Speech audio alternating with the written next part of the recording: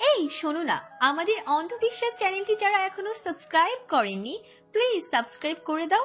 আর অল্প কিছু সাবস্ক্রাইবার হলে 1,00,000 পরিবার হবে। সবাই প্লিজ সাবস্ক্রাইব এবং বেশি বেশি শেয়ার করে দাও প্লিজ। মায়ের কাছে চলে গেলেই ভালো হবে। এ দুনিয়ায় মা ছাড়া আর কেউ আপন না, তা ভালো মতোই বুঝিয়ে দিয়েছেন। সমুদ্র এবারে নরম হয়, সব রাগ কই যেন পালালো। সে আস্তে করে দুগাল আলতো করে হাত রেখে বলে, তুমি আমাকে ভুল বুঝছো, পুরোটাই মিসআন্ডারস্ট্যান্ডিং। কিন্তু আয়না শুনতে পায় না। তার আগেই চোখ মুখ বাঁকিয়ে বমি করে দেয়। সমুদ্র দ্রুত ওকে ধরে, ওর মাথায় হাত বোলায়। পাশে দোকানি লোকটা এক বোতল পানি এনে দেয়। ও সামান্য সুস্থ বোধ করতেই সমুদ্র বলে, বাসায় চলো প্লিজ, তোমার রেস্ট দরকার। আমি আপনার সঙ্গে ফিরছি না। হোয়াট? আমার এবারে সত্যি স্পেস দরকার। সমুদ্র, আপনি দায়িত্ব নিতে গিয়ে হাঁপিয়ে গেছেন। আপনার হাঁপিয়ে ওঠা আমাকে তিলে তিলে শেষ করে দিল। আপনার দায়িত্ব হয়ে থাকতে চাই না আর। ভালোবাসতে পারলে তবেই ফিরবো। তুমি আমার স্ত্রী, আয়না। স্ত্রী হয়েও লাভ কি হলো? সেই মনে অন্য কারো বসবাস। হো god, please for God sake চুপ করো। আমাকে না জানিয়ে সবটা না শুনে কেন এভাবে অলওয়েজ পাকনামি করো? ইউষাকে ডেকে এনে আমাকে ওর সামনে অসম্মানিত করার আগে একবার অন্তত কথা বলবে তো আমার সাথে? আমাদের অতীত সম্পর্কে জানোই বা কতটুকু? না কিছু জানতে চাই আর না আপনাদের মধ্যে দেয়াল হতে চাই। ছেড়ে দিয়েছি তো আপনার উপর সব অধিকার। আপনি মুক্ত। মাঝ রাস্তায় দাঁড়িয়ে এসব আলোচনা না করে চলো বাসায় চলো। আমি আমার বাসায় যেতে চাই। সমুদ্র অবাক হয়। 3 মাসে সে অনেকবার আয়নাকে ও বাসায় যেতে বলেছে, কিন্তু ও ইচ্ছুক নয়। জোরাজুরি করলেও চায়নি। আজ নিজ থেকে যেচে পড়ে যেতে চাচ্ছে। আসলে সে নিজেই আয়নার আচরণে খুব সন্দিহান। কাল রাতে ঘটনার পর আয়নার আচার আচরণে অস্পষ্টতা ফুটে উঠেছে। তার ভাবনার মধ্যে আয়না একটা রিক্সা নিয়ে নেয়। সমুদ্র একদণ্ড ভাবে কি করবে। এরপর কি যে হলো, এক দৌড়ে চলন্ত রিক্সায় উঠে বসে। হাঁটুতে লাগে, মনে হয় ছিলে গেছে। রিক্সাওয়ালা অবাক হলো। সমুদ্র তোয়াক্কা করে না, ভাবলেশীনভাবে তাকিয়ে থাকে আয়নার পানে। তারপর আয়নাকে শুধালো, একবারও জিজ্ঞেস করেছো আমি মুক্তি চাই কিনা? She is my past. First হলে ওর ছবি আপনার ফোনে কেন? আমার ফোন চেক করলে কবে? যা জিজ্ঞেস করছি সেটার উত্তর দিলেন না যে। রিক্সায় ভাঙা রাস্তার উপর দিয়ে যাওয়ার সময় বেশ খানিকটা ঝাঁকি খায়। দ্রুত সমুদ্র ওকে ধরে যেন অসুস্থ শরীরে পড়ে না যায়। এরপর বলে, ফেসবুক, হোয়াটসঅ্যাপ, সিমে সব জায়গায় ওর স্থান ব্লক লিস্টে। ছবিও তো ডিলিট করেছি, তাও কিভাবে দেখলে জানি না। আয়না বিষাদময় হাসি হেসে বলে, নাম্বার ব্ল্যাকলিস্টে রেখে হচ্ছেই বাকি, মন থেকে তো ব্লক করতে পারেননি। সমুদ্র পাল্টা কঠিন প্রশ্ন রোদের উত্তাপে জ্বলে ওঠে। সত্যি বলেছে আয়না, ওর আসলেই দায়িত্ব সামলাতে গিয়ে হাঁপিয়ে গেছে। ওর শান্তি দরকার, ভালোবাসা দরকার। পৃথিবীর কোন কোণে গেলে ভালোবাসা আর শান্তি মিলবে? আদৌ সংসার জীবনে শান্তি মিলে? আয়নাকে এই মুহূর্তে কিছু বলেও লাভ নেই। ও নিজের মতো উত্তর খুঁজে নিচ্ছে। সমুদ্র দেওয়া কোনো উত্তরই এই মুহূর্তে গ্রহণযোগ্যতা পাবে না। রিক্সা এসে থামে আয়নার মিরপুরের বাসার সামনে। ছয়তলা বিল্ডিং এর সামনে আসতেই সমুদ্র ভাড়া দেওয়ার জন্য ওয়ালেট বের করে। ওয়ালেটে ট্রান্সপারেন্ট স্থানে তার আর আয়নার ছবি প্রিন্ট করে রাখা। কোনোদিন ওয়ালেট চেক করলো না ও, তবে ঠিকই ফোন ঘেটে কুৎসিত অতীত টেনে বের করলো।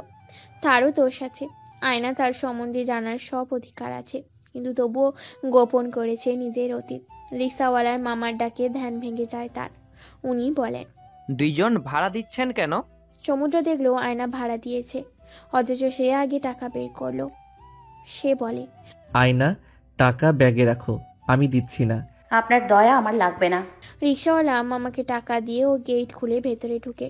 রিক্সাওয়ালা মামা বলে, ভাইজান, ভাবির সঙ্গে মনে হয় বিশাল কাইজা বাঁধছে। সমুদ্রের টেনশন ভরা মুখে বলে, বিশাল তো অনেক ছোট মান, আমার মনে হয় মহাকাশ সম কাইজারে ভাই। মামা বলে, মাইয়া মানুষের জিদ বেশি। আমার বউটাও খালি কাইজা করে বাপের বাড়ি যাইতো, হে একবার আর আইবই না বাপের বাড়ি থাইক্কা। সমুদ্র উৎসুক হয়ে জিজ্ঞেস করলো, তারপর কি হলো? পরে আর হইব, 3 বাচ্চার মা হইয়া এখনো রাগ করে জায়গা। সমুদ্র আয়নার বাড়ির সামনেই দাঁড়িয়ে সিগারেট ধরায়। গতকালকে হ্যাংওভার কাটতে না কাটতেই ছুটে কফি শপে গিয়েছিল। এখন মাথা ব্যথায় মনে হচ্ছে মাথা ছিঁড়ে যাবে। শায়লা চৌধুরী আজ অফিসে যাননি, বাসায় ছিলেন। দুপুরে খাওয়া এখনো হয়নি তার। আজ বাসায় কেউ নেই। আয়নার দাদা দাদি ওনাদের বড় ছেলের বাসায় গেছেন। আলিয়া ভার্সিটিতে আর ফাহাদ সাহেব অফিসে গেছে। একাই ছিল বাসায়। বাসায় থাকলেও ঘর গুছাতে ভালো লাগে। 3 মাসে বাসায় প্রতিটা আনাচে কানাচে সে যত্ন করে সাজিয়েছেন। অনেক কিছু পরিবর্তন করেছেন। অনেক সুন্দর করে সাজানো হয়েছে বাসাটা। সে ভাবেওনি জীবনে কোনো এক অধ্যায়ে এমন ভরার সংসার তার কপালে জুটবে। অনেক সুখেই আছে সে। আলিয়ার সঙ্গে তার সম্পর্ক খুব একটা আগায়নি। ওই সারাদিন ব্যস্ত থাকে, রাতে ফিরে সবাই একসঙ্গে খায়। তবে এ বাসার প্রতিটা সদস্যের প্রাণ হলো আয়না। ফাহাদ তো সবসময় আয়নাকে নিয়ে মন খারাপ করে থাকে। প্রায় জিজ্ঞাসা করে, সাইলা, আমি কি খুব খারাপ বাবা নাকি? সাইলার খারাপ লাগে বেশ। এ বাসায় সবার জন্য তার একদম খাঁটি একটা মায়া জন্মেছে। এমনকি তার আয়ুকেও এখন ভালো লাগে। ওর অনুপস্থিতিতে ওর জন্য মায়া কাজ করে। মন চাই নিজে কল দিয়ে এ বাসায় নিয়ে আসতে। এমন সময় কলিং বেল বাজে। সে শাড়ি নাচলে কোমরে গুঁজে দরজা খুলতে হতবম্ব হতবুদ্ধি হয়ে যায়। চোখের সামনে কাকে দেখলো সে? আয়ু। আয়ু দাঁড়িয়ে আছে। আয়না ভেতরে প্রবেশ করে। ওকে কেমন টায়ার্ড লাগছে। সায়লা চৌধুরী জিজ্ঞেস করলো, কেমন আছো আয়ু মামুনি? আয়না জবাব দেয় না। সায়লা চৌধুরী বলে, কতদিন পর এলে। এ বাসার প্রতি আর মায়া কাজ করে না তোমার? বাবার কথা মনে পড়ে না? আয়না নিজের বাসাটাকে একবার দেখে নেন। আসলেই তো এই বাসাটা তার। বাসার প্রতি প্রান্ত আয়না আলিয়া তাদের 2 বোনের স্মৃতিবাহক। সাইলা বলে ওঠে, বাবা হচ্ছে বটগাছ, বুঝেছ? বাবার ছায়া যার আছে সে সবচেয়ে শক্তিশালী। আমার ছিল না সে ছায়া, তাই আমি বুঝি। আব্বুর সঙ্গে রাগ করে না, তোমার বাবা এসবে দুশ্চিন্তায় অসুস্থ হচ্ছে। আয়না বলে। আমি এখন ঘুমাবো। উনি আসলে ওনাকে বাসায় ঢুকতে দেবেন না। সাইলা বলে। ঝগড়া হয়েছে নাকি তোমাদের? আয়না ওর রুমে চলে যায়। সাইলা চৌধুরী দ্রুত ফাহাদ সাহেবকে কল দিয়ে বলে, তোমার বড় মেয়ে এসেছে, আজ অফিস ছুটি নিয়ে বাসায় আসো। আমি ওর পছন্দের সব ডিশ রান্না করছি, আর সমুদ্রকে বলো আসতে। ফাহাদ সাহেব সত্যি 4টার আগেই এলেন বাড়িতে। সাইলার হাসি মুখ দেখে তার মন ভালো হয়ে গেল। সে মেয়ের রুমের সামনে গিয়ে থেমে যায়। সাইলা চৌধুরী বলে, গিয়ে দেখো কি করছে ও। ফাহাদ সাহেব দরজার অল্প ফাঁক করে দেখেন মেয়ে বেঘরে ঘুমোচ্ছে। উনি আর ডিস্টার্ব করলেন না। বাসায় সাইলা আয়নার পছন্দের চিকেন রোস্ট করলেন। সমুদ্রের পছন্দের খাসির রোজালা। বিকেলের দিকে আয়নার ঘুম ভাঙে। একটু পর সাইলা চৌধুরী 1 কাপ চা এনে দিলেন। আর দরজা খুলে দিতেই মিলি লেজ গুটিয়ে এসে আয়নার সামনে দাঁড়ালো। আয়নার মন সামান্য ভালো হলো। নিজের কমফোর্ট জোনে এসে একটু হলেও শান্তি পায়। মিলি আগের চেয়ে মোটা আর একটু বড় হয়ে গেছে। সাইলা চৌধুরী তার মাথায় হাত দিয়ে বলে, আয়ো, তুমি এসেছো দেখে আমি আজ অনেক বেশি খুশি। আজ সাইলার চোখে সে কোনো প্রকার ছলনা খুঁজে পায় না। খুব বিশুদ্ধ ছিল হাসিটা। সেজন্য সেও হালকা হাসি উপহার দিল। সমুদ্র সারাদিন উদাসীন হয়ে বাইরেই ছিল। আফিয়া অবধি যায়নি। বাবা রাতে দাওয়াত দিয়েছে। বিকেলের দিকে সে তার প্রফেসর থেকে একটা ইমেল পেল। তার মেডিকেল কলেজে একটা সেমিনার হবে। তাকে ইনভিটেশন দিয়েছে। International seminar. অনেক দেশের বড় ডাক্তাররা এখানে জয়েন করবে। অত বড় সেমিনার তাকে তার মেডিকেল কলেজের পক্ষ থেকে রিপ্রেজেন্টেশন করার জন্য মেল দিয়েছে। তবে খুব দ্রুত সেমিনার শুরু হবে, আগামী সপ্তাহে। প্রফেসর বোধহয় জানেন না সমুদ্র এখন বাংলাদেশে। তবে টিকিট পাইলেই অবশ্যই যাবে। এত বড় সুযোগ হাতছাড়া করা যাবে না। সন্ধ্যায় আয়নার বাসায় গেল সে। আয়নার দাদা দাদিও এসেছেন। সবাইকে খুশির সংবাদ দিল সে। তবে মাদার তেরেসাকে এখনো বলার সুযোগ পায়নি। আয়না একবারও রুম ছেড়ে বের হয়নি। খাওয়ার সময় সে বলে ওঠে তার রুচি নেই খাওয়ায়। তাও শায়লা চৌধুরী রোস্ট আর পোলাও তুলে দিল এক প্রকার জোর করে। খাওয়ার সময় ওদের দুজনের ঝগড়াঝাটির পর মুখোমুখি হলো। বাসার সবাই বুঝতে পারছে কোনো গন্ডগোল তো হয়েছেই। সমুদ্র মন দিয়ে খাওয়া দাওয়া করছে। আয়না অনিচ্ছায় 1 লোকমা খেতেই কেমন গা গুলিয়ে আসে। সে দ্রুত বাথরুমে চলে যায়। ডাইনিং টেবিলে বসা সবাই হাঁ হয়ে যায়। বাথরুমে পৌঁছেই আয়না হড়বড় করে বমি করে ফেলে। মেশিন ধরে দাঁড়িয়ে পড়ে। মনে হচ্ছে সেন্সলেস হয়ে পড়ে যাবে। আয়না অনিচ্ছায় 1 লোকমা খেতেই কেমন গা গুলিয়ে আসে। সে দ্রুত বাথরুমে চলে যায়। সমুদ্র উঠে দাঁড়িয়ে দ্রুত আয়নার দিকে ছুটে ফ্যানের নিচে বসে ওকে জিরিয়ে নেওয়ার পরামর্শ দিল। সমুদ্র পাশে উদ্বিগ্ন হয়ে দাঁড়িয়ে থাকে। বাসার সবাই খাওয়া ছেড়ে উঠে আসে আয়নাকে সামলানোর জন্য। ও ছোট্ট করে বলে, এখন ভালো লাগছে, তোমরা সবাই খেয়ে নাও, আমি কিছুক্ষণ রেস্ট করি। খাওয়ার মাঝে খাবার ফেলে ছুটে এসেছে সবাই। আয়না তাড়া দিয়ে বলে। তোমরা যাও, খাও প্লিজ, আমি ঠিক আছি এখন। খাওয়ার টেবিলে সবাই গেলেও সমুদ্র দাঁড়িয়ে থাকে। আয়না তীর্যক দৃষ্টি ফেলে বলে, আপনাকে আলাদা করে বলতে হবে? সমুদ্রের চেহারা বাংলার পাঁচের মতো ভোঁতা হয়ে আছে।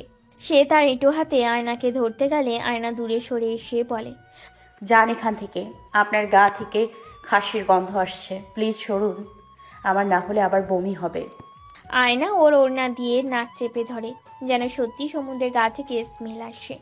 সে একবার নাক দিয়ে শার্টের স্মেল নেয়, পারফিউমের গন্ধই ভক ভক করছে। তাও যে কেন তার গায়ে স্মেল পাচ্ছে ও, সে বলে ওঠে, আমার গা থেকে ছাগলের মতো গন্ধ আসছে। রুম ছেড়ে যান, পুরো রুম খাসির গন্ধ ভরে যাবে। সমুদ্র বেশ অপমানিত বোধ করে। ঝগড়া হয়েছে তাই বলে এভাবে গা দিয়ে খাসির গন্ধ পায় বলে অপমান করবে? সে রুম ছেড়ে বেরিয়ে খাওয়ার টেবিলে বসলো। আয়োজন অনেক করা হয়েছে। তার শ্বশুর ভাত সাহেব অতিথি আপ্যায়ন করতে খুব ভালোবাসে, আর সেক্ষেত্রে অতিথি যদি মেয়ে জামাই হয় তাহলে বাড়াবাড়ি পর্যায়ে চলে যান উনি। আজও ব্যতিক্রম নয়। সমুদ্র খাবার নিয়ে নড়াচড়া করে, খাওয়া গলা দিয়ে নামছে না, অস্বস্তি লাগছে তার। রাতে ঝগড়াঝাটি আর আজকের করা আয়না আর ইউষাকে জড়িয়ে বেখাপ্পা কর্মকাণ্ড তাকে ভাবিয়ে তুলেছে। খাওয়ার টেবিলে আয়নাকে নিয়েই আলোচনা চলছে। ওকে ওর বাসার সবাই আয়ু বলে ডাকে। আয়না দাদি সালেহা বানু বলে ওঠে, আয়ু বুবু কিছুই মুখে দিতে পারছে না, সব বমি করলো। আয়ু পুয়াতি হলো নাকি? সমুদ্র এক লোকমা খাওয়ার মুখে দিয়ে খাবার খাচ্ছিল। ওর খেতে খেতেই কাশি উঠে যায়। খাবার গলায় গিয়ে বাজে ওনার কথা শুনে দ্রুত ফাজ সাহেব ওর পিঠ হাত বুলাতে থাকে আর জিজ্ঞেস করলো, কি হলো বাবা, ঠিক আছো? সমুদ্র কাশতে কাশতে জবাব দিল। জি। এরপর কিছু পল সময় নিয়ে নিজেকে ধাতস্থ করে ফেলে। ও ভাবে শ্বশুরমশাই যদি জানতো সমুদ্র তার মেয়ের সঙ্গে এমন বাজে ঝগড়া করেছে তাহলে মাটন খাওয়ার পরিবর্তে তাকেই খাসি ভেবে জবাই করে দিত। সমুদ্র স্বাভাবিক হলে দাদি ফের জিজ্ঞেস করলেন, দিদা ভাই কোনো খুশি সংবাদ আছে? সমুদ্র ভ্যাবাচেকা খায়। শ্বশুরের সামনে দাদি এসব কি বলেন? লাগাম টানেন না কেন উনি? ভারী লজ্জা লাগে সমুদ্রের। বমি করা থেকে কোনো ভাবনায় পদার্পণ করলেন উনি। কত রুগী বমি করেছে, সবাই কি প্রেগনেন্ট হয় নাকি? কি আজব থ্রট। সে নম্র গলায় বলে, না না দাদি, ওর শরীর ভালো না। কাল থেকে আজে বাজে ফাস্ট ফুড বেশি খেয়েছে, আজকে আবার ঠিক মতো খাইনি, গ্যাস্ট্রিক হচ্ছে মনে হয়। আমি ওষুধ দিচ্ছি, তখন বাচ্চা চলে যাবে, না মানে গ্যাস্ট্রিক চলে যাবে, ঠিক হয়ে যাবে আর কি। এক নাগারে খুব এলোমেলো ভাবে কিছু মিথ্যে বলে সন্দেহ দূর করার চেষ্টা করে। তাছাড়া তার ধারণায় এমন কিছুই না। তারা এখনো ফ্যামিলি প্ল্যানিং এর পরিকল্পনা করেনি। আয়না কাল থেকে কান্নাকাটি করছে, নিশ্চয়ই প্রেশার ফল করেই অবস্থা। আয়না আবার কাঁদতে পারে না, কাঁদলেই নাকি ওর মাথা ব্যথা অসুস্থতা বোধ হয়। এইসব জানার পরও সমুদ্র ওকে কষ্ট দেয়। খাওয়ার পর সমুদ্র ডাইনিং রুমেই বসে থাকে, ফোন চালায় বসে। বাড়ির পুরুষরা খেয়াল না করলেও শায়লা চৌধুরী বুঝে সমুদ্র আর আয়ুর মধ্যে বেশ ঝামেলা যাচ্ছে। সমুদ্রের চোখ মুখ আর অভিব্যক্তি দেখেও ধারণা করা যাচ্ছে, তবে আগ বাড়িয়ে কিচ্ছু বলবে না সে। এবার সে এসে বুঝেছে। ফাঁদ থেকে শুরু করে প্রতিটি সদস্য আয়নাতে চোখ হারায়। আয়নার সঙ্গে ঝামেলা বাড়ানো মানে নিজের পায়ে কুড়োল মারা। একটু পর সালেহা বানু হাতে অনেক কিছু নিয়ে ফিরলেন। আয়ুর রুমে যাওয়ার আগে সমুদ্রকেও ডাকেন। সমুদ্র তাকে অনুসরণ করে রুমের ভেতর আসে। উনি দুটো ছোট ছোট কাঁথা আর ছোট বাচ্চাদের 2 সেট জামা এনেছে, সাথে একটা ফিডার, একটা লাল রঙের খেলনা গাড়ি। আয়না দাদির হাতে বাচ্চাদের জিনিসপত্র দেখে হতভম্ব হয়। সে বুঝে পায় না কি বলবে। দাদি সব বাচ্চার জিনিসপত্র আয়নার হাতে তুলে দিল। দাদি বলে ওঠে, এইগুলো খুব তাড়াতাড়ি কাজে লাগবে, তাই না বুবু? আয়না লজ্জায় লাল হয়ে যায়, মুখ দিয়ে কিচ্ছু বের হতে চায় না। সমুদ্র তার দিকে তাকিয়ে আছে। তাদের সম্পর্কের এমন টানাপোড়ান যাচ্ছে, আর দুনিয়ার মানুষের কত শখ তাদের নিয়ে। হায়! আয়নার হাতে খেলনা গাড়ি আর ফিডার দেখে সমুদ্রের বুকের মধ্যে উথাল পাতাল শুরু হয়। কোথায় জানি চিনচিন ব্যথা অনুভব লাগে। দাদি চলে গেলে সমুদ্র বলে, বাচ্চাদের জিনিসপত্র দেখতে খুব কিউট, তো যত্ন করে রেখে দাও, কাজে আসবে। আয়না এতক্ষণ ওর সাথে কথা বললো, বলে ওঠে, আপনার তো বাচ্চা অ্যানোরিং লাগে। সমুদ্র আমতামতা করে বলে, হ্যাঁ তা লাগে, কিন্তু আয়না না শুনেই উঠে দাঁড়ায়, আলমারির দিকে হাঁকায়। সমুদ্র বুঝে না কোথা থেকে শুরু করবে। কিছু ভাবতে চাইলো সে সবার আগে সিগারেট ধরায়। প্রথমেই রঙ্গনের বিষয়টা ক্লিয়ার করতে হবে। রঙ্গন ওর কলেজ জুনিয়র, নটরডেমের জুনিয়র। নটরডেমের ফোলারা ম্যাক্সিমাম বইয়ের ঢাবিতে যায়, আর আরেক জুনিয়রও ঢাবিতে আছে। সেই সুবাদে ওর মাধ্যমে জানতে পেরেছিল ওদের ব্যাচে নাকি সবাই আয়নাকে রঙ্গনের হাফ গার্লফ্রেন্ড বলে ডাকতো। কেন ডাকে বা ডাকতো এটা জানতে পারেনি সে, তবে রঙ্গন আয়নার বাসায় এসেছিল এটা খেয়াল ছিল।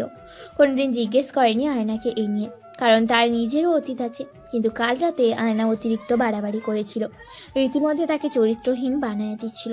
আয়না ধারণার সমুদ্র অফিসের নাম করে সবটা টাইম মেয়েদের সঙ্গে কাটেছে। আয়নাকে টাওয়াল হাতে নিতে দেখে ও বলে, এই সময় গোসল করো না, পরে ঠান্ডা লেগে যাবে। এমনিতেই গ্যাস্ট্রিকের জন্য বমি করছো, আমি গ্যাস্ট্রিকের ওষুধ দিচ্ছি। আমার গ্যাস্ট্রিকের সমস্যা হয়েছে, এটা আপনাকে কে বললো? আমাকে কে বলবে, আমি ভালো বুঝি। সমুদ্র কাজ থামায় না, সাদা কাগজে কলম নিয়ে সময় নিয়ে কিসব লিখে, এরপর আয়নার হাতে দিয়ে দেয়। আয়না পড়েও না। সে সিগারেট হাতে নিতে ধরলেই আয়না বাজখাই গলায় বলে, আমার রুমে সিগারেট ধরাবেন না, তাহলে 5 তলা থেকে ফেলে দিব। সমুদ্র আর সিগারেট ধরানোর সাহস হয় না। সে বলে ওঠে, তাহলে কিছুক্ষণ শুয়ে থাকি, তোমার সাথে কিছু কথা আছে। Let us talk and give me time for explanation. আয়না টাওয়াল ওর হাতে ধরিয়ে দিয়ে বলে, আপনি গোসল করে আসেন, পুরা রুম গোয়াল ঘর গন্ধ করছে। এখনো গা থেকে খাসি খাসি গন্ধ আসছে। আয়না জবাব না দিয়ে নাক চেপে ধরে, কাগজে লেখা পড়তে শুরু করে। সমুদ্র একটু হেসে গোসলে চলে যায়। ওই রাতের বেলাও গোসল করলো, ইচ্ছে মতো গায়ে ডলে ডলে সাবান মাখে, যেন গায়ে কোনো গন্ধ না থাকে। সে বেরিয়ে গেল। রুমে তখন আয়না বাদেও দাদি ছিলেন, সঙ্গে সায়লা চৌধুরীও। সে বিরক্ত হলো, বারবার একাকী সময় চাচ্ছে, কিন্তু একটু পর পর কেউ না কেউ এসে ডিস্টার্ব করছে, কথা বলার সুযোগ দিচ্ছে না কেউ। সমুদ্রকে এই রাতে গোসল সেরে বেরিয়ে আসতে দেখে দাদি আর সায়লা চৌধুরী একে অপরের দিকে তাকায়, এরপর মুচকি হাসায়। সমুদ্র ওনাদের কিভাবে বুঝাবে তাদের দুজনের মধ্যে রোমান্টিক কিছু ঘটেনি, বরং আয়নার অভিযোগ তার গা থেকে নাকি বিশ্রী গন্ধ আসছে। আয়নার জন্য 1 গ্লাস দুধ রেখে ওনারা চলে গেল। সমুদ্র বলে ওঠে, শোনো, আমি কয়েকদিনের মধ্যে অস্ট্রেলিয়া। আয়না পুরাটা অবধি শোনে না, তার আগেই চিৎকার দিয়ে বলে, এতক্ষণ আপনার গা থেকে খাসির গন্ধ আসছিল, এখন গরুর গন্ধ আসছে। সমুদ্র চোখ গোল গোল করে তাকালো, কি বলবে ভাষা খুঁজে পাচ্ছে না। আয়না চিৎকার, বাসার সবাই চলে এসেছে, উঁকিঝুঁকি মারছে। অসুস্থ মানুষ দাদাও এসেছে। ফাদ সাহেব ভ্রু কুচকে দাঁড়িয়ে আছেন, সবার দৃষ্টি সমুদ্রের দিকে, যেন সে জেলখানার পালানো আসামি। সমুদ্র আমতা আমতা করে বলে, আমার গা থেকে নাকি গরুর মতো গন্ধ আসছে। বাবা টেনশন করবেন না, আমি আবার শাওয়ার নিয়ে আসছি। সে ফের বাথরুমে ঢুকে মনে মনে আয়নাকে এক গাদা গালি দিল। বাসার সবাই তাদের দিকে অদ্ভুতভাবে তাকিয়ে আছে, যেন সোজা পাকলা গাড়ির থেকে ছাড়া পেয়েছে। সবার সামনে ইজ্জতের 12টা বাজাই দিল। রাতের বেলা সমুদ্র জিজ্ঞেস করলো, আয়না, সাদা কাগজটা পড়েছো? আয়না অন্যদিকে ফিরে বলে, হ্যাঁ। তারপরও কথা বলবে না? তোমার নীরবতা আমাকে কষ্ট দিচ্ছে। কাগজটা কোথায়? আয়না ভ্রু কুচকে থেকে বলে, ওটা দারোয়ানকে দিয়েছি। হোয়াট? তুমি এত কিছু করার পরও আমি আকবারাই ইগো বিসর্জন দিয়ে সরি লিখে দিলাম, আর ওটা কোন আক্কেলে দারোয়ানকে দাও তুমি? আয়না বলে, আমি ভেবেছি ওখানে কোনো মেডিসিনের নাম লেখা আছে, এজন্য ফার্মেসি গিয়ে কিনে আনতে পাঠিয়েছি। সমুদ্র রাগে নিজের চুল ছিঁড়তে মন চাইল। ও বলে, আমি সরি লিখে দিলাম আর তুমি সেটা ফার্মেসি পাঠালে? প্রেসক্রিপশন ভেবেছিলাম। সমুদ্র থ হয়ে যায়, তবে আয়না তাকে আরো অবাক করে দিয়ে বলে, আপনাকে নিয়ে আমি বেডে শুব, আপনি সোফায় শুয়ে পড়েন, না হলে দাদার সঙ্গে ঘুমান। সমুদ্র হাঁ হয়ে যায় পুরা। আয়না একটা বালিশ ছুঁড়ে মারে তার গায়ে, কিন্তু সমুদ্র তোয়াক্কা করে না, একদম আয়নার গা ঘেঁষে বসে বলে, খবর শুনেছ? আয়না নিশ্চুপ থাকলে সমুদ্র বলে ওঠে, আমি একটা কনফারেন্সের জন্য সিলেক্ট হয়েছি। আমার ব্যাচ থেকে মাত্র 2 জনকে সিলেকশন করেছে, তার মধ্যে আমি একজন। আগামী সপ্তাহেই যেতে হবে অস্ট্রেলিয়া। আয়না, এই সেমিনার অ্যাটেন্ড করা আমার জন্য অনেক জরুরি। ট্রাস্ট মি, 1 মাস আগে জানলেও আমি তোমার জন্য ভিসার কাজের প্রসেস শুরু করতাম। মাত্র 1 মাস থাকবো। আয়না ওর দিকে ঘুরে তাকিয়ে বলে, আমাকে বলছেন কেন? অনুমতি নিচ্ছি, তুমি রাজি থাকলে আমি যাব, মানা করলে যাব না। আয়না আবারও নিশ্চুপ থাকলে সমুদ্র ওর ভেজা চোখ জোড়ায় চুমু এঁকে দিয়ে বলে, আই এম সরি, অন্য কাউকে নিয়ে তোমাকে খোটা দেওয়া খুব বড় অপরাধ আমার। অনেক বড় ভুল হয়েছে, অনেক রেগেছিলাম ওই সময়। কিন্তু আয়না ওর সরি গ্রহণ করে না। মাঝখানে একটা পালিশ দিয়ে ব্যারিকেড দিয়ে শুয়ে পড়ে। সমুদ্র বলে, ধরে নিব, রাজি আছো? আয়না মাথা ঝাঁকিয়ে সম্মতি দিল। উনি বলে ওঠে। ফ্লাইট বুক করে ফেলবো। সমুদ্র গিয়ে সোফায় শুয়ে পড়ে। তার মতো লম্বা মানুষের পক্ষে সোফায় শোয়া বিশাল কঠিন কার্য। সে মনে মনে ঠিক করে অস্ট্রেলিয়া থেকে ফেরত আসার আগ অব্দি আয়না বাপের বাড়ি থাকলে থাকবে, সম্পূর্ণ তার ইচ্ছা। তার নিজের পরিকল্পনা ছিল ইউসাকে নিয়ে সব ক্লিয়ার করার, কিন্তু আয়না অসুস্থ, তার উপর এত পরিমাণ যে কিচ্ছু শুনতে চাইছে না। মাথা ঠান্ডা হলে বুঝতে হবে ইউসার সঙ্গে সম্পর্ক ছিল, কিন্তু অনেক বড় কারণে সম্পর্কে ইতি টেনেছে সে। সমুদ্র 3 দিন পর ফ্লাইট ছিল। এই 3 দিনের মধ্যে আয়না একবারও সমুদ্রের বাসায় আসেনি।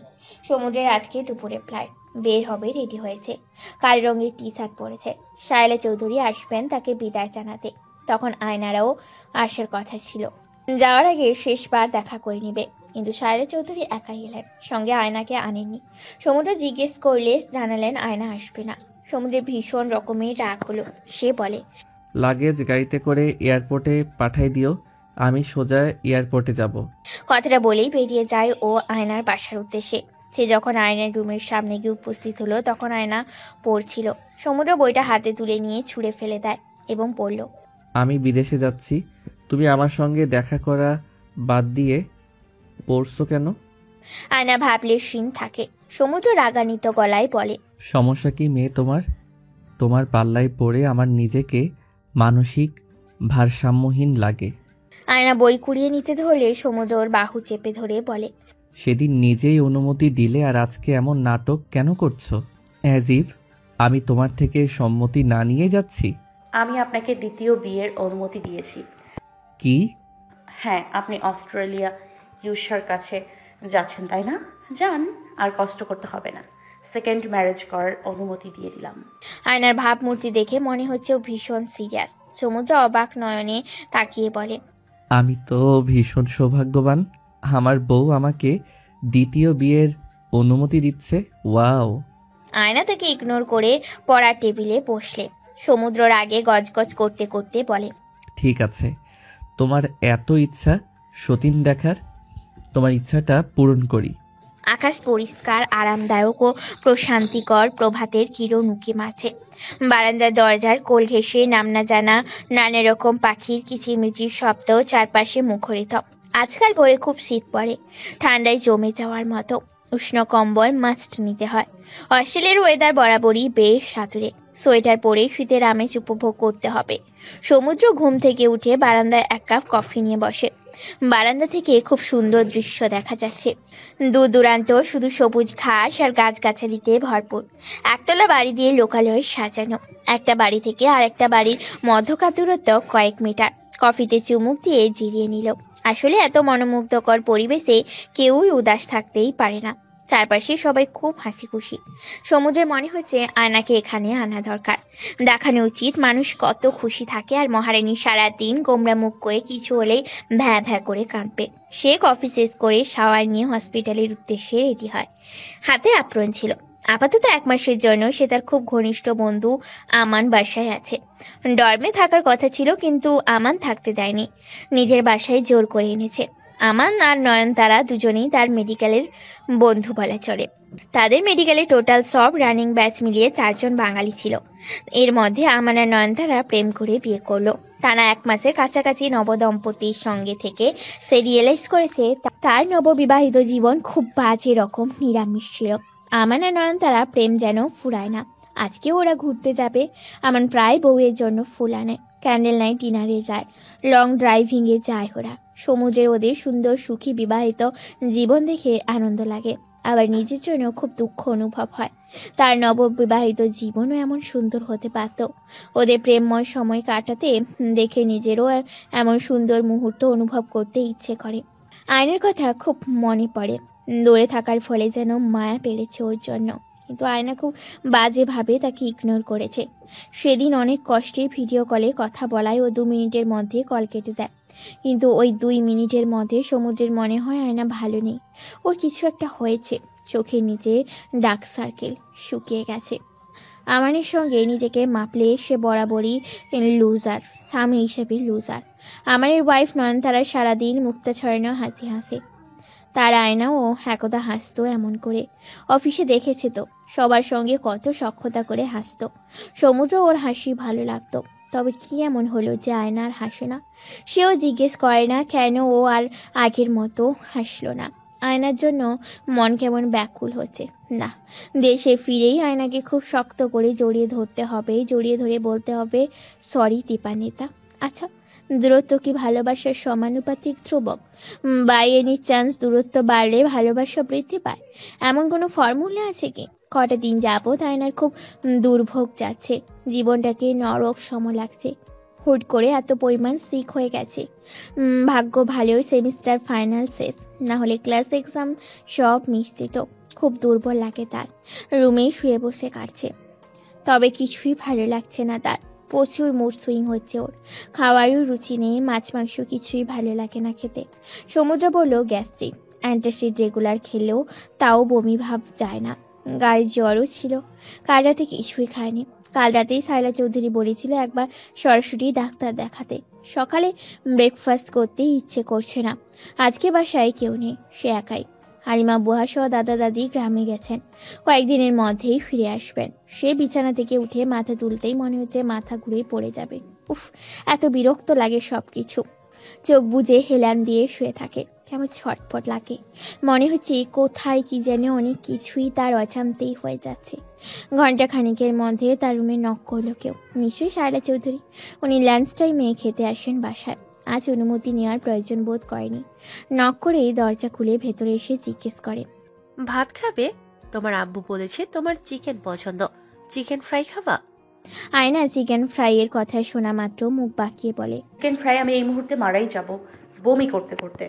শায়লা চৌধুরী আয়নার লক্ষণ দেখে অনেক কিছুই মনে হয়, কিন্তু আধুনিক যুগের বাচ্চা কাচ্চা এসব লক্ষণ দেখে জাজ বিচার করে না। সমুদ্র তো বলেই দিয়েছে গ্যাস্ট্রিকের সমস্যা, জামাই বউ যা বলবে সেটাই সই। উনি আয়নাকে পরখ করে একটু চিন্তা করে বলে, আমি তো সব চিকেন মুরগি খাই না। নিজের জন্য ঝাল ঝাল কচু ভর্তা করেছি, সঙ্গে লেবুর রস। কচু ভর্তার সঙ্গে লেবুর রস আর গরম ভাত খাবে নাকি? কচুর ভর্তা আইটেমের নাম শুনে হায়নার খাওয়ার ক্রেভিংস হলো।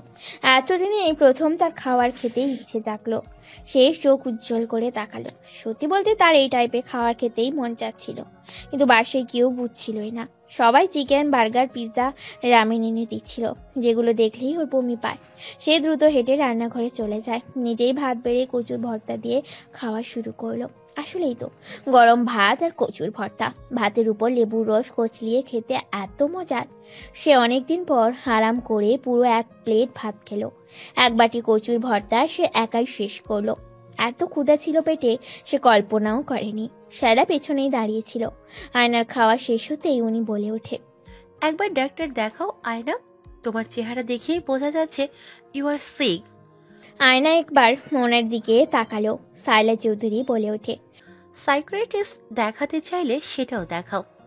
আয়না ভ্রু কুচকে তাকালো ওনার দিকে, এরপর বলে, সাইকিয়াট্রিস্ট কেন দেখাবো? শায়লা চৌধুরী একটু চমকে উঠে বলে, আমরা তো আর ছোট না, বয়সের সঙ্গে অভিজ্ঞতাও আছে। সবটাই বুঝেছি, দেখছি তোমার আর সমুদ্রের মধ্যে সমস্যা চলছে। প্রবলেম সলভ করার চেষ্টাও নেই তোমাদের মধ্যে, কেমন সব ধোঁয়াশার মধ্যে রাখছো। অনির্দিষ্ট সবটা, কিছু ক্লিয়ারও করছো না। রোদেলা ভাবিও চিন্তায় অতিষ্ঠ। তোমাদের দুজনের চিন্তায় সবার ঘুম হারাম হচ্ছে।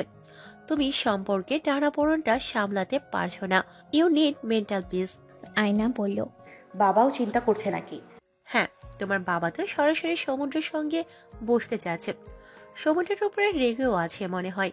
তোমার আব্বু সমুদ্রের সঙ্গে বসলে ওকে প্রচুর কথা শোনাবে। এজন্য আমি বারণ করছি তোমার আব্বুকে, বারবার বলছি ওরা ছোট মানুষ, দুজন একটু খামখেয়ালি, বাড়ির বড় সন্তান, রাগ জেদ বেশি, অ্যাডজাস্ট করতে একটু টাইম লাগবে। তোমাদের মধ্যে ম্যাচুরিটিও কম, সংসার বোঝো কম। আয়না, পার্সোনালি আমরা কেউ তোমাদের মধ্যে ইন্টারফেয়ার করতে চাই না। আয়না উঠে দাঁড়াতেই চাইলে মাথা যেন ঘুরে ওঠে। মুহূর্তের মধ্যে সব খোলা লাগে। দুদণ্ড পর আজ কয়েকদিনের ব্যবধানে ফের হড়বড় করে বমি করে দেয়। বেশ ক্লান্ত লাগে ওর। ডাইনিং রুমে বসেই সায়লাকে বলে, আমি একটু পর বের হব। এই অবস্থাতে? হাসপাতালেই যাব। নীল রঙের মতো রঙিন বিকেল।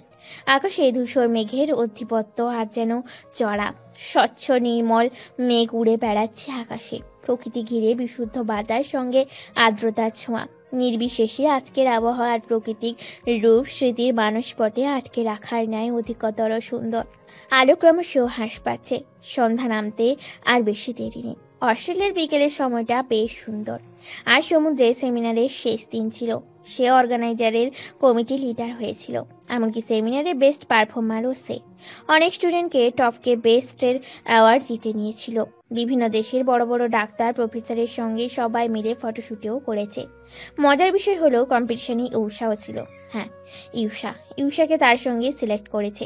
ইউষাকে রেজাল্টের জন্য মনে হয় সিলেক্ট করেছিল, সমুদ্রে জানা ছিল না। সেমিনার তাদের মেডিকেল কলেজ থেকে ইউষাও জয়েন করেছে। যদিও বা সেমিনারে ওর সাথে সাক্ষাৎ হলেও সমুদ্র রাস্তা পরিবর্তন করত, তাদের মাঝে কথাবার্তা হয়নি। তার দৃষ্টি সামনের রোডের দিকে। পরিষ্কার ফকফকা পিচ ঢালা রাস্তার ধারে বেশ যত্ন নিয়ে একটা অচেনা গাছ উঁকি মারছে। আজকে বাসের জন্য শপিং এ যাবে। এখন সে একদম ফ্রি। কয়েকদিন দম ফেলবারও সময় ছিল না। আজ মন মতো শপিং করে নিবে। তার ফেরার কথা আরো 15 দিন পর, কিন্তু চেষ্টায় আছে দ্রুত রিটার্ন টিকিট ফিরে যাওয়া, জরিমানা দিয়ে হলেও। অ্যাম্বাসিতে তার এক ফ্রেন্ড আছে, তাকেও বলে রেখেছে, আবার অনলাইনেও আপডেট রাখছে। এখানে আর মন টিকছে না। একটা দিনও অতিরিক্ত থাকতে ইচ্ছে করছে না। আয়নাকে দেখার জন্য অস্থির লাগছে। বাসা থেকে অনবরত মা ফোন দিয়ে ঝাড়ি মারছে। প্রথম দিকে কেউ বুঝতে পারেনি তাদের সম্পর্কে অস্বাভাবিকতা, কিন্তু সমুদ্রকে সি অফ করতেও আয়না এলো না, আবার শ্বশুর বাড়িও একবারও যায়নি। আবার পিউয়ের মুখে শুনেছে ও নাকি ভার্সিটি হলে উঠে যাচ্ছিল। পরে ওর বাবা আর আলিয়া বুঝিয়ে সুঝিয়ে ওদের বাসায় ফেরত এনেছে। মেয়েটার এমন পাকলাম ওকে আরো মরিয়া করে তুলেছে। সে ফোঁস করে দম নেয়। কবে ফিরবে সে আয়নার কাছে? আয়নাকে দায়িত্ব ভাবা উচিত হয়নি তার। দায়িত্বতে একদা তিক্ততা আসে, মানুষ হাঁপিয়ে যায়, বোঝা ভাবা শুরু করে, যেমনটা সে ভাবছিল। আয়নার কোনো কিছুরই দাম ছিল না তার কাছে। বিয়ের পরপর কয়েকদিনও সুন্দর করে সেজে তার জন্য অপেক্ষা করত, কিন্তু সমুদ্র লেট আসতো। কখনো শুধুমাত্র প্রাকৃতিক আদিম নিয়মে তাড়নায় কাছাকাছি যেত বা ওকে রেখেই ঘুমিয়ে যেত। আয়না অবশ্য অভিযোগ করতো না, তবে আয়না নিশ্চয়ই কারোর জন্য বোঝা হওয়ার ডিজার্ভ করে না। She deserve much better. বিশাল বড় শপিং মলে নিজের জন্য একজোড়া এডিডাসের জুতা ছাড়া আর কিছুই কিনল না। এরপর সোজা লেডিস জোনে চলে যায়। হরেক রকম মেয়েলি জিনিস থেকে কনফিউজ হয়ে যায় সে। কি কিনবে আয়নার জন্য, ওর কি পছন্দ ভাবতে গিয়ে খানিক চমকে। আসলে সমুদ্র জানেই না আয়নার কি পছন্দ করে, কোন জিনিস নিলেও খুশি হবে। আরেক দফা নিজের প্রতি ধিক্কার জানালো সে। জামা কাপড়ের কর্নারে গেল, সেলসম্যানকে জিজ্ঞাসা করে, কেমন ড্রেস লাগবে, কার জন্য নিচ্ছ, উনি দেখতে কেমন, তাহলে হেল্প করব। গটগট ইংলিশে সমুদ্রকে জিজ্ঞেস করলো। সমুদ্র বলে, আমার ওয়াইফের জন্য কিনবো। ও দেখতে খুব সুন্দর, সব রকম ড্রেসেই ওকে মানাবে। সেলসম্যান সুন্দর কয়েকটা টপ সাজেশন দিল। সেগুলো কিনেও হেঁটে হেঁটে আনমনে কিস জোনে যায়। কিস জোনের পাশে খেলার কৃত্রিম সুবিধা আছে। অনেক বাচ্চাকেও দেখা গেল বাবা মায়ের সঙ্গে এসেছে। একটা বেবি ওর মায়ের কোল থেকে পাপা পাপা করে ওর বাবাকে ডাকছে। পাপা ডাক শোনা মাত্র সমুদ্রের মধ্যে কেমন অদ্ভুত একটা অনুভূতি জাগ্রত হয়। ইস, বেবিটার মা বাবা কত লাকি। এটাই তো জাগতিক নিয়ম। এক সময় সবারই বাবা হতে ইচ্ছে জাগবে। ওই বাচ্চার বাবা কত হ্যাপি, বাচ্চাটাকে কোলে নিয়ে কত আদর করছে। কিশজন সম্পূর্ণটা বাচ্চাদের টয়েস আর কাপড় দিয়ে ভর্তি। তার চোখ গেল সুন্দর একটা লাল গেঞ্জির ওপর। ওটা কিনা লোভ সামলাতে পারলো না, আনমনে কিনে ফেলে জামাটা। শপিং শেষে খাওয়া বাইরে সারলো। খাওয়ার সময় ওর ফ্রেন্ড মেসেজ দিয়ে জানালো অস্ট্রেলিয়া টু বাংলাদেশ ট্রানজিট চীনে হবে। আগামীকাল বিকেলের একটা ফ্লাইটের টিকিট পাওয়া গেছে, বাট ইকোনমি ক্লাসের, ডাবল পেমেন্ট করতে হবে। সমুদ্র জীবনেও বিজনেস ক্লাস ছাড়া ফ্লাই করে না। সেই সমুদ্র বাড়তি টাকা খরচ করে ইকোনমি ক্লাসে যেতে রাজি হয়, কেবল দ্রুত বাড়ি ফেরার উদ্দেশ্যে। আয়না বসে আছে গাইনোকোলজিস্ট ডিপার্টমেন্টের চেম্বারে, ডক্টর সোনিয়া বেগমের রুমে। সমুদ্র যেই হাসপাতালে জব করছিল সেখানেই এসেছে সে। ম্যাডাম খুঁটে খুঁটে আয়নার কাছ থেকেই ডিটেলস হিস্ট্রি শুনছে। চোখে মোটা পাওয়ারের চশমা লাগানো। ভদ্রমহিলার বয়স 50-এর বেশি হবে। যখন শুনলো তাদের হাসপাতালে একজন ডাক্তারের ওয়াইফ আয়না, তখন নাম জানতে চাইল। আয়না নাম বলতেই উনি 2 মিনিট ভেবে বলে ওঠে, ও আচ্ছা, ডক্টর সমুদ্র, জুনিয়র ডক্টর তো চিনতে দেরি হলো। নীল চোখ ওর মনে পড়েছে? ডক্টরের ওয়াইফ শুনে সে আরও কিছু প্রশ্ন করে বলে, কেমন ডক্টরের বউ তুমি? হ্যাঁ, 15-20 ধরে অসুস্থ, আমার কাছে আগে আসোনি কেন? আয়নার থেকে বয়সে বড় হয় ধমকের সুরেই কথাগুলো বলে ওঠে। এরপর একটা কাগজ ধরিয়ে দিয়ে বলে, যাও এক্ষুনি টেস্ট করিয়ে, 1 ঘন্টা পর রিপোর্ট নিয়ে আমার কাছে আসবে। কিসের টেস্ট ডক্টর? কিসের আবার? প্রেগন্যান্সির টেস্ট দিয়েছি। আয়না হতভম্ব হয়ে যায়। আসলেই সে প্রেগনেন্ট? কিভাবে সম্ভব? তার তো কিছু অসুখ আছে, ট্রিটমেন্ট ছাড়া কিভাবে প্রেগনেন্ট হলো সে? তবে কিছু বলল না ডাক্তারকে। এগিয়ে গিয়ে কাউন্টার থেকে বিল পরিশোধ করে টেস্ট করতে যায়। তারপর ওয়েটিং রুমে বসে অপেক্ষায় থাকে। অপেক্ষা করতে করতে হুট করে শরীর খারাপ লাগে তার। 1 ঘন্টা অপেক্ষা থেকে সে কাহিল হয়ে পড়ে। রিপোর্ট নিয়ে ডাক্তারের চেম্বারে গেলে উনি আগেই জিজ্ঞাসা করলেন, তোমার তো শরীর খারাপ, সঙ্গে কেউ আসেনি? না, সমুদ্র কোথায়? দেশে নেই। তাই বলে একা আসবে নাকি? বাসার কাউকে কল দিয়ে আসতে বলো। তখন আয়নার ফোনে শায়লা চৌধুরীর কল আসে। ডক্টর সোনিয়া বেগম আয়নার অনুমতি নিয়ে শায়লাকে হসপিটালে আসতে বলে। আয়নার খুব টেনশন হচ্ছিল, না জানি রিপোর্টে কি এসেছে। সে মা হতে চলেছে। অনুভূতি আটকে রাখতে না পেরে 2 চোখ ভরে আসতে ধরে তার। সোনিয়া ম্যাডাম কোথায় জানি গেলেন। রুগী এসেছে জন্য কেবিন ছেড়ে ওয়ার্ডে গেল। ফিরে এসে দেখে শায়লা চৌধুরী পৌঁছে গেছে, আয়নার পাশে দাঁড়িয়ে আছে। ডক্টর সোনিয়া বেগম নিজের কেবিনেই থাকতে বলেছিল আয়নাকে। রিপোর্টও দেখেনি আয়না, এখন দেখবেন। ইমার্জেন্সি ছিল জন্য যেতে হয়েছিল তখন। শায়লা চৌধুরীকে দেখে জিজ্ঞাসা করে, পেশেন্টের কে হন আপনি? শায়লা একবার আয়নার দিকে চেয়ে থেকে বলে, আমি আয়নার step mother. Sonia Begum report একবার দেখেই হেসে বলে, কংগ্রাচুলেশনস আয়না, ইউ আর প্রেগনেন্ট। আয়নার বাক্যটা শোনা মাত্র চোখে আনন্দের জল চলে এলো। ওর নিজের পেটে হাত বুলিয়ে দেয়। শায়লা ওকে জড়িয়ে ধরে বলে, আলহামদুলিল্লাহ, খুবই খুশির সংবাদ। আয়না নিজেও মুহূর্তের মধ্যে সব বিষয় ছেড়ে ফেলে দেয়। ক্ষণে কিছু একটা চিন্তা করে বলে, কিন্তু আমি তো কিছুই বুঝতে পারিনি, কিভাবে সম্ভব? সোনিয়া বেগম বলেন, প্রথমবার কনসেপ্ট করছো তো, তাই সিমটমগুলো বুঝোনি। আয়না জিজ্ঞেস করেই ফেলে, আমার তো সমস্যা আছে, পিসিওএস আমার। সোনিয়া বেগম বলেন, পিসিওএস হলেই যে তুমি বান্ধা, ওটা ভুল ধারণা। আগে ডাক্তার দেখিয়েছ? বিয়ের আগে বা পরে? আয়না জবাব দিল, বিয়ের আগে থেকেই প্রপার ট্রিটমেন্ট নিত, কয়েক কেজি ওজনও কমিয়েছিল। সোনিয়া বেগম বলেন, তুমি লাকি যে কনসেপ্ট করতে ঝামেলা হয়নি, কিন্তু অনেকেরই কনসেপ্ট করতে সমস্যা হচ্ছে। তুমি রেস্টে থাকবে, সাবধানে থাকবে।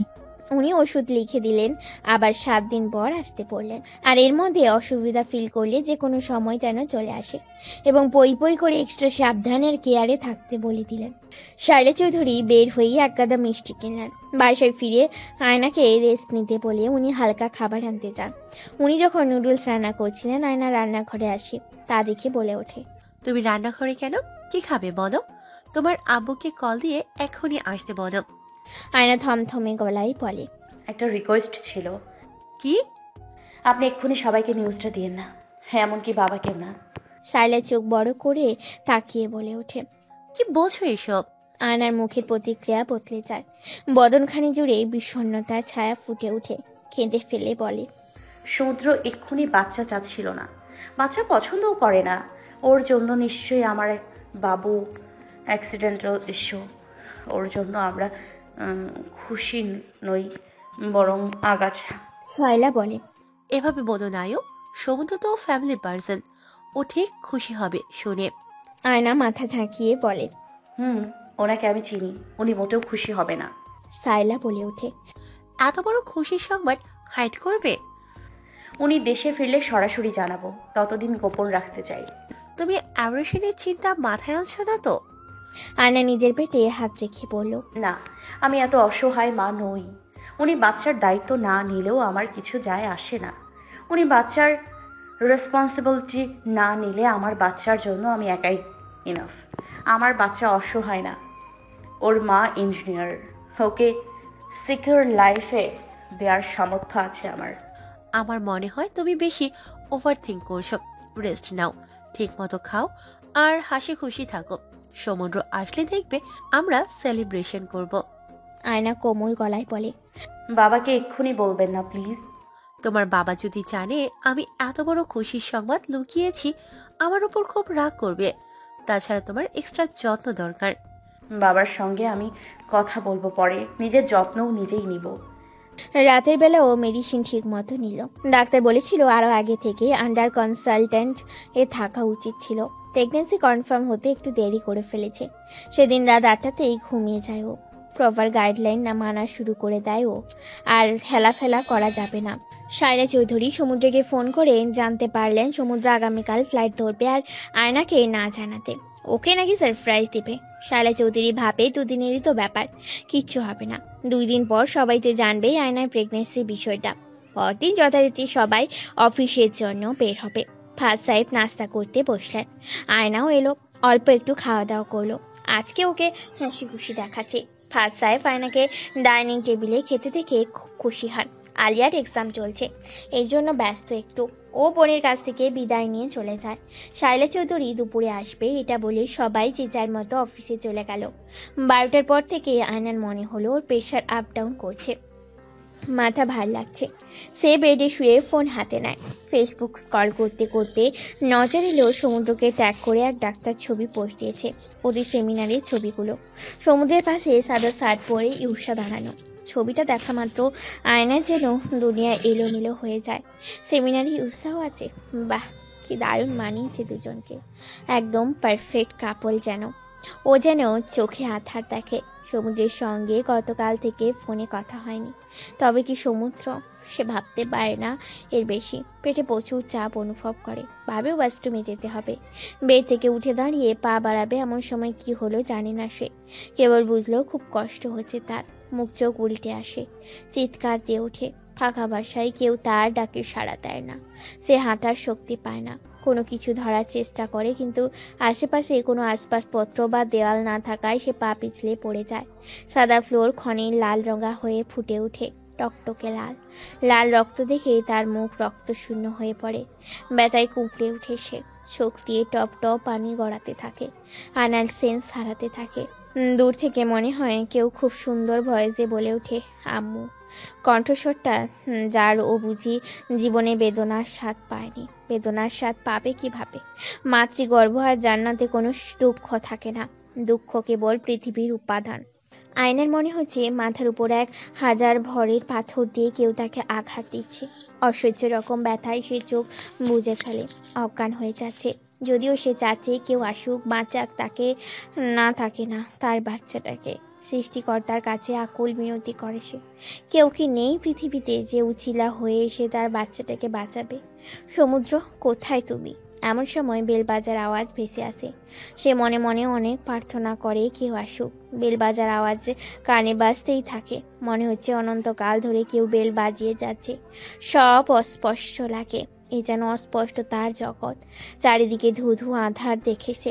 এমন আধারে তলিয়ে যেতে চায় না সে। শায়লা চৌধুরী আজ একটু আগেই দুপুরে লাঞ্চ করতে বাসায় ফেরেন। একটানা বেল বাজিয়েও যখন আয়না দরজা খুলছিল না, ফোন লাগায় সে। ফোনও যখন রিসিভ করে না, সে ভাবলো অফিসে ফিরে যাবে। এক পা পিছিয়ে লিফট কল দিল। লিফট গ্রাউন্ড ফ্লোর থেকে 5 তলায় আসতে সেকেন্ড সময় নিচ্ছে। ততক্ষণে স্মরণ হলো তার কাছে এক্সট্রা চাবি আছে। অফিস থেকে এসে ফিরে যেতে মন চাইল না। সে চাবি দিয়ে দরজায় লক খুলে বাসার ভেতরে প্রবেশ করে। অফিসের ফাইল আর ব্যাগটা টেবিলে রেখে এক গ্লাস পানি খেয়ে ভাবে আজ পাবদা মাছের ঝোল করবে। পর মুহূর্তে মনে হলো একবার আয়নার কাছ থেকে শুনে নি ও কি খাবে। আয়নার রুমের দিকে এগিয়ে গিয়ে উনি দরজায় নখ ঘুরিয়ে দরজা খুলতেই যেন স্তম্ভিত হয়ে যান। গা থরথর করে কাঁপতে থাকে। চোখের সামনে এমন ভয়ঙ্কর দৃশ্য দেখে মনে হচ্ছিল ওখানেই জ্ঞান হারাবেন। আয়না ফ্লোরের উপর শুয়ে আছে। রুমের সাদা ফ্লোরে যেন লালের বন্যা বয়ে যাচ্ছে। ওনার সময় লাগে সবটা বুঝছে। ব্রেন সময় নেয় এমন প্রস্তুতি মোকাবিলার আগে। বা তবে উনি ভয়ে চিৎকার দিয়ে ওঠেন। তার চিৎকারের মাত্রা এত বিকট ছিল সম্পূর্ণ বিল্ডিংয়ের মানুষ বোধহয় শুনে ফেলেছে। তার পা এগিয়ে সামনে অগ্রসর হলেন। আয়নার কাছে যায়। আয়নাকে তুলে উঠাতে চেষ্টা করে। গালে হাত চাপড়িয়ে এসেন্সে আনার চেষ্টা চালায়। আয়না একটু নড়ে উঠে অল্প চোখ খোলে। এরপর খুব আস্তে করে, আমার বাচ্চা। আর কিছু বলতে পারে না মেয়েটা। চোখ বন্ধ করে ফেলে। পাশের বাসা থেকে লোকজনও দারোয়ান এসে ভিড় জমায়। অন্যদের সহায়তায় দ্রুত আয়নাকে হসপিটালে নেওয়া হলো। সাইলা এক বিন্দু সময় পায় না অন্য কাউকে কল করার। বাসার কাছে ভালো উন্নত মানের হাসপাতাল বলতে সমুদ্রে জব করা হসপিটালই ভালো। ক্যান্টনমেন্টে পার হলেই রাস্তার কাছেই পড়ে। সময় নষ্ট না করে গাড়িতে করে ছুটে চলে তারা। আজ রাস্তা যেন ফুরায় না, এক একটা পল যেন এক যুগের সমান। শায়লা জানা নেই সামনে কি অপেক্ষা করছে তাদের জন্য। আদৌ আয়না ও তার বাচ্চা সুস্থ থাকবে তো? গাড়ির সিট কভার অব্দি ভিজে উঠেছে রক্তে। ভয়ে তার গা ঠান্ডা হয়ে আসে। উড়োজাহাজের ছোট্ট জানলা ভেদ করে একটুখানি রোদের লুকোচুরি খেলা চলছিল তখন। সফেদ ধপধপে সাদা নরম শুভ্র মেঘগুলো যেন আয়েশ করে ঘুরছে। ওগুলো ভেদ করে উড়োজাহাজ আরো উপরে অবতরণ করে। জানলা বেয়ে কেবল সাদা আকাশের রাজ্য। চোখ জুড়িয়ে যায় দৃশ্য দেখলে। ফ্লাইটে সার্ভ করা স্যান্ডউইচ খেয়ে নিল সমুদ্র। আর মাত্র 1 ঘন্টা বাকি পৌঁছতে। সিটের সামনে সেট করে রাখা স্ক্রিনে লোকেশন শো করছে। রুট ওয়াইজ ম্যাপ দেওয়া আছে। ওখানেই দেখা যাচ্ছে আর মাত্র 1 ঘন্টার পথ বাকি। উফ, এই প্লেন জার্নি আর ভালো লাগছে না। অনেক বেগে দৌড়নো প্লেনের স্পিডকেও আর তা স্লো লাগছে। ডিস্টেন্স তো আর বদলাতে পারবে না, তবে বেগ বাড়িয়ে দিক না। জীবনে চলার পথে কখনো কারোর সাথে দূরত্ব বেড়ে গেলে ইফোর্ট দেওয়া আর এক বেগ বাড়াতে হয়। তাহলে তৈরিকৃত দূরত্ব পেরিয়ে কম সময়ে সেই ব্যক্তির মনে পৌঁছানো যায়। আয়নার সাথে তৈরিকৃত ডিস্টেন্স মেটাতে চাইলে স্পিড তো বাড়াতেই হবে।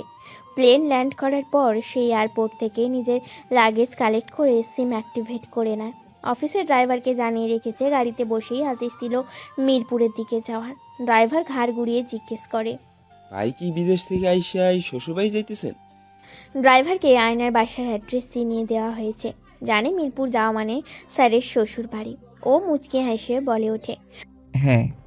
সমুদ্র বেলা 4টার দিকে আয়নার বাসায় গেল।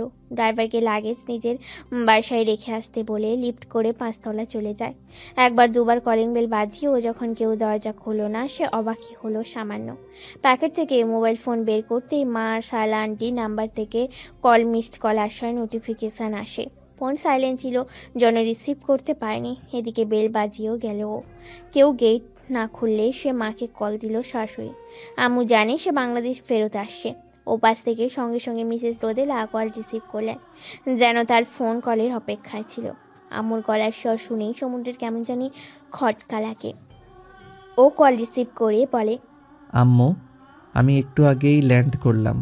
আয়নার বাসায় এসেছি, কেউ গেট খুলছে না। মিসেস রোদেলা বলে, ওরা কেউ বাসায় নেই। তুমি জানলে কিভাবে? হাত সাহেব আমাদের সাথেই আছেন। তোমরা কোথায় আম্মু? আমাদের বাসায়, আমি আসছি। মিসেস রোদেলা কাটকাট গলায় বলে, সমুদ্র বাবা, তুই হসপিটালে আয়, যত দ্রুত পারিস, সময় নষ্ট করিস না, আয় বাবা। এরপর কেঁদে দিলেন উনি। সমুদ্রে যেন মাথা ভোঁ ভোঁ করে ওঠে। হসপিটালে কেন যেতে বলছে মা? বাসার কারোর কোনো কিছু হলো নাকি? বাবা বাবা ঠিক আছে তো? সে ভাবতে পারে না। লিফটের অপেক্ষায় না থেকে সিঁড়ি বেয়ে নিচে নেমে যায়। গাড়ি নিয়ে সোজা হসপিটালে পৌঁছে লবিতে অপেক্ষা করছে মা। সে লবিতে পৌঁছে চোখ গেল বাসার সবাই ওয়েটিং রুমে বসে আছে, শুধুমাত্র ফাহাদ সাহেব নেই।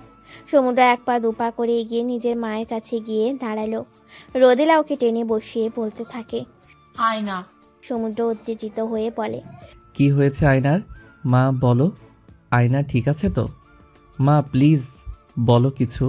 রোদেলা এক প্রকার কেঁদে ফেলে। কিভাবে এত বড় দুঃসংবাদ দিবেন ছেলেকে? ও সহ্য করতে পারবে?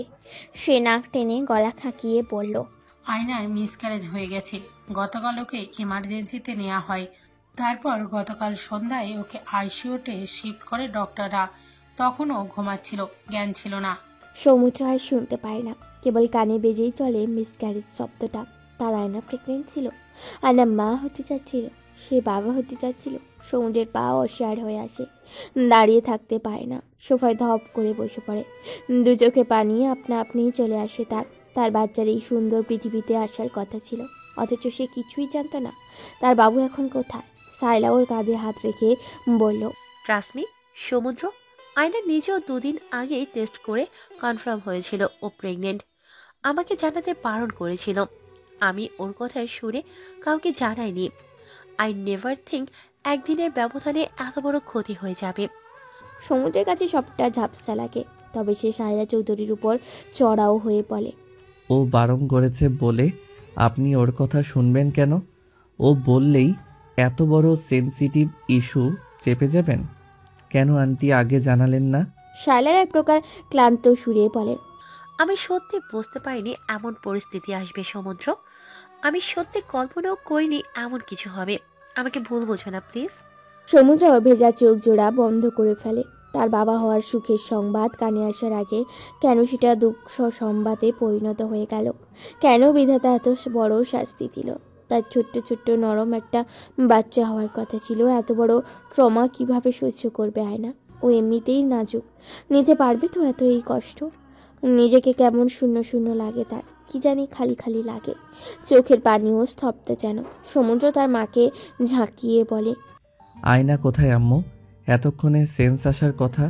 আমি ওকে এক্ষুনি দেখতে যাচ্ছি। She needs my support right now. সমুদ্র উঠে দাঁড়ালে এবং যাওয়ার তাড়া করলে রোদেলা ওর হাত ধরে ফেলে বলে, ওর অবস্থা দেখে তুই সহ্য করতে পারবি না, ও ভালো নেই। সমুদ্রের কলিজা কেঁপে ওঠে। আয়নার কন্ডিশন খুব বাজে, রক্তক্ষরণ বেশি হয়েছে। তাহলে এইচডিইউতে কেন নিল? কেমন আছে আয়না এখন? সমুদ্র বলে, কি হয়েছে ওর?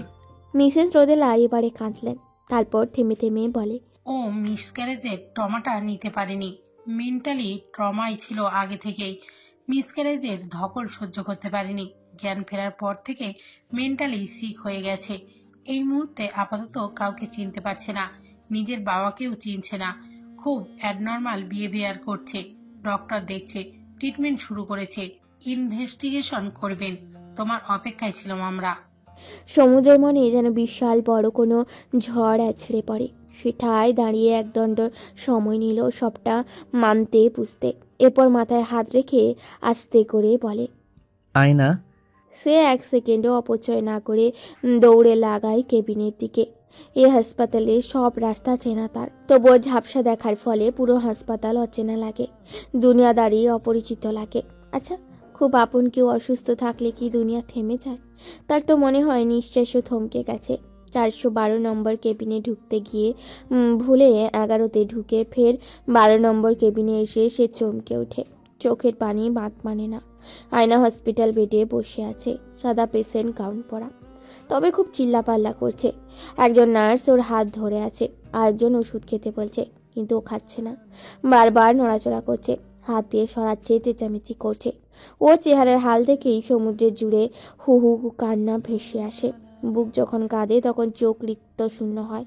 চোখের নিচের কালি আর শারীরিক যন্ত্রণার ছাপে ওর চেহারার লাবণ্য কোথায় জানি হারিয়ে গেছে। হাতে ক্যানেলের দাগের চিহ্ন। সমুদ্র সামনে এসে দাঁড়াতেই ওর অস্থির হওয়ার মাত্রা বেড়ে যায়, আরও হাইপার হয়ে ওঠে, আরও জোরে চিৎকার করে বলে, ও কে? কে এটা? ওকে যাইতে বলো এখান থেকে। সমুদ্র ওর এলোমেলো সুরে বলা কথা শুনে শোকে যেন পাথর হয়ে যায়। আয়না হাত ছাড়িয়ে নিয়ে সমুদ্রের দিকে ওষুধ আনার বক্সটা ছুঁড়ে ফেলে। বক্সটাই সেই সমুদ্রের গায়ে লাগে। আয়না এমন সিরিয়াস অবস্থাতেও জোরে জোরে নড়াচড়া করে বলে, কে যাইতে বলো, এক্ষুনি বের করে দাও। নার্স শেষে বলে, এক্সকিউজ মি, আপনি প্লিজ কেবিনের বাইরে যান। পেশেন্ট পরিচিত মানুষ দেখলে বেশি হাইপার হচ্ছে, ওনাকে বেশি উত্তেজিত করলে সব আউট অফ কন্ট্রোল হয়ে পড়বে। আপনি যান। সমুদ্র আয়নার দিকে তাকালো। ও এখন চেঁচিয়ে যাচ্ছে। সমুদ্র আর সইতে পারল না। আয়নাকে বিভ্রান্তিকর উন্মাদের মতো চিৎকার চেঁচামেচি করতে দেখে সহ্য করতে পারে না সমুদ্র।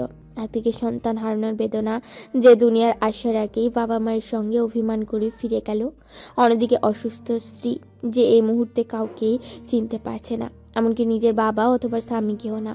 এত কঠিন আর জটিল পরিস্থিতির মুখে দাঁড়িয়ে সমুদ্রে যেন কথা বলতে ভুলে যায়। আয়নার বিধ্বস্ত চেহারা ওর সহ্য হচ্ছিল না। কেন এমন হলো? আজকের এই মুহূর্ত তো অনেক সুন্দর হতে পারত। কি হতো যদি আজ যে ফেরার পর আয়নাকে একগুচ্ছ দোলন চাপা দিয়ে নতুন করে হাসাতো? কেন এমন হলো? কোনোভাবে কি এটা স্বপ্ন হতে পারে না? তার চোখ ফেটে কান্নার দলা পেকে বেরিয়ে আসতে চায়। কেবিনের ভেতর থেকে আয়নার স্বর ভেসে আসছে, ও কোনোভাবেই ঘুমের ওষুধ খাবে না।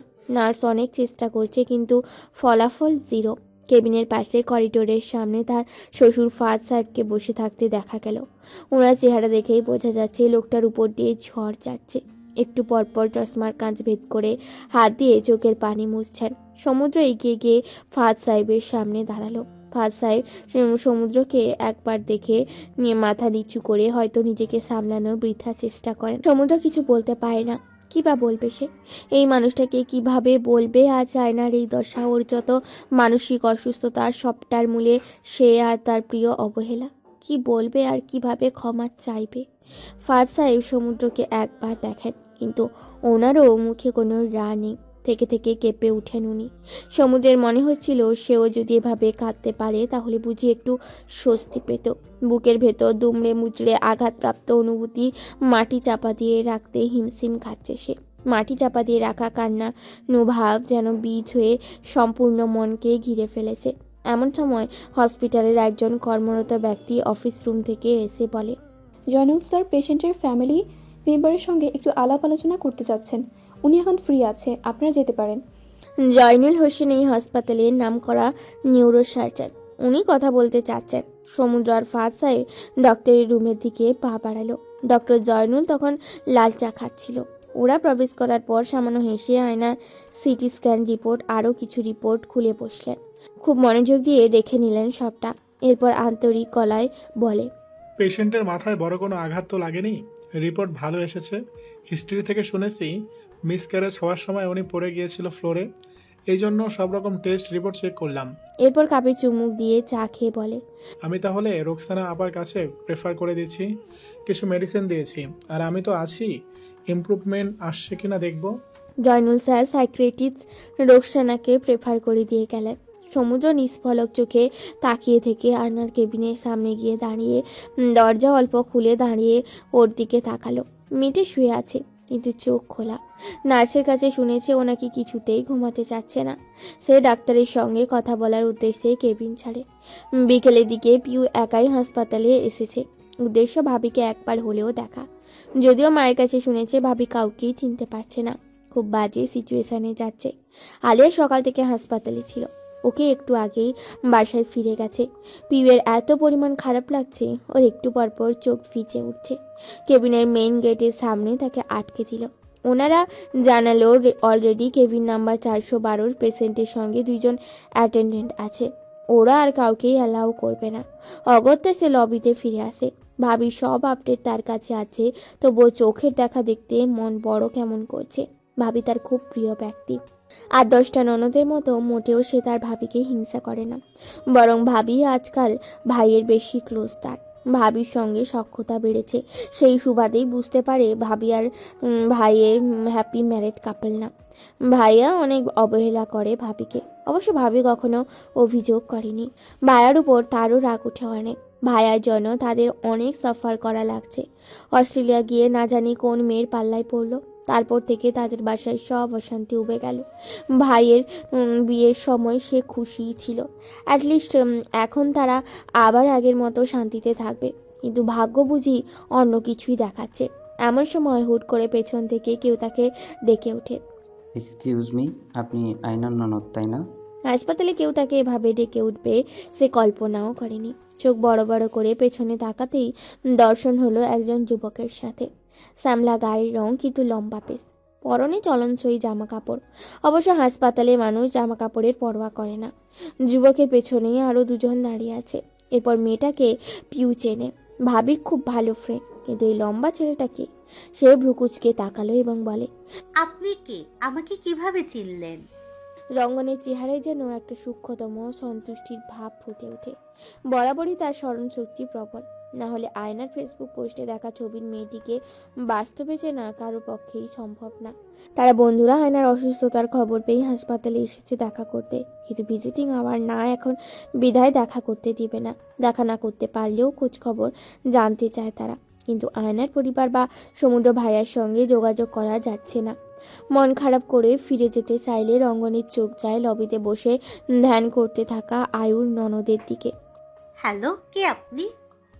রঙ্গন কিছুটা অস্থির চিত্তে বলে, আমরা আয়ুর ভার্সিটির ফ্রেন্ড, ওকে দেখতে এলাম বাট অ্যালাউ করছে না। ও এখন কেমন আছে? পিউ মন খারাপ করে বলে, আমাকেও ঢুকতে দেয়নি। ভাবি এখন আউট অফ ডেঞ্জার, কেবিনে শিফট করেছে। পিউ বুঝে পাচ্ছে না এই অপরিচিত ছেলেটাকে ভাবির মানসিক অসুস্থতার কথা জানাবে কিনা। রঙ্গন বলে ওঠে, আপনার ফোন নম্বর দেওয়া যাবে? পিউ নিজের ফোন নাম্বার দিয়ে দিল। রঙ্গন গিয়ে ওর পিতার সুব্রতর সাথে কথা বলে। ওরা হাসপাতাল ছেড়ে গেলে রঙ্গন দাঁড়িয়ে থেকে পুনরায় পিউয়ের কাছে গিয়ে বলে, আপনি এখন বাসায় যাবেন নাকি থাকবেন? থাকলে চলুন কোথাও বসি। বাসায় যাব, বাট ওভাররাইড বারবার ক্যান্সেল করছে। আমার সঙ্গে আসতে পারেন, ড্রপ করে দিই। পিউ ভাবলো যে ছেলেটার সঙ্গে যাবে না। চেনা নাই জানা নেই, হুট করে কারোর সাথে খাতির তার পছন্দ না। সে বলে, আপনাকে চিনি না, কেন যাব আপনার সঙ্গে? এজন্য বললাম কোথাও বসি, কথা বলে পরিচিত হই। এনিওয়ে, আমি রঙ্গন, আয়ুর ব্যাচমেট। পিউ বসতে চাচ্ছিল না, কিন্তু রঙ্গন ওকে নিয়ে ক্যান্টিনে বসে কফি খাওয়ালো। দু একটা কথাবার্তা চলছিল তাদের মাঝে। রঙ্গন বেশ স্পষ্টভাষী। কফি খাওয়ার পর্ব শেষ হলে রঙ্গন বলে ওঠে, এখন কি আমার সঙ্গে যাওয়া যাবে? না মানে আপনার রুলস মতে অপরিচিত কারোর সাথে আপনি যাতায়াত করেন না, কিন্তু এখন তো আমরা সেম পরিচিত। ডক্টর রোকসানার কেবিনে ফাদ সাহেব এবং সমুদ্র বসে আছে। শায়লা চৌধুরীও জোর করে ভেতরে এলেন। রোকসানা ম্যাডাম পেশেন্ট একটু আগেই দেখে এসেছেন। উনি আবার সমুদ্রকে চেনে। পুরা হিস্ট্রি শোনার পর উনি বলে ওঠে, নিয়মিত ভালোবাসার গল্প শুনতে এবং পড়তে আমাদের অন্ধবিশ্বাস চ্যানেলটি সাবস্ক্রাইব করে পাশে থাকা বেল আইকনটি ক্লিক করুন। ধন্যবাদ সবাইকে।